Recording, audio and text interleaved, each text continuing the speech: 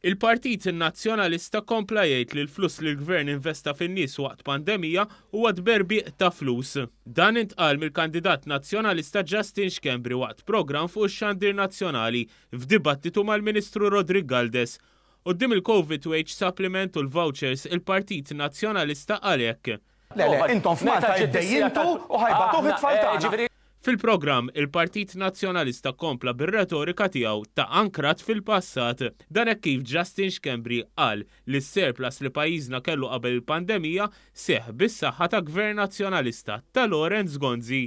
Il-maġġor parti tad-dejn kollu sar taħt Gvern Nazzjonalista, ma sar taħt Gvern Nazzjonalista, taħt Gvern Laburista. Immistom kont titkellmu fuq surplus vera. Iżgur. Tajjeb. Is-surplus li kien wassal Lorenz Gonzi. Ħanerġa' nsemmihu. Sakemm maġġi li għamilna aħna surplus. U baqa' jsir is-surplus sad-data tal-pandemija jekk ma tafx.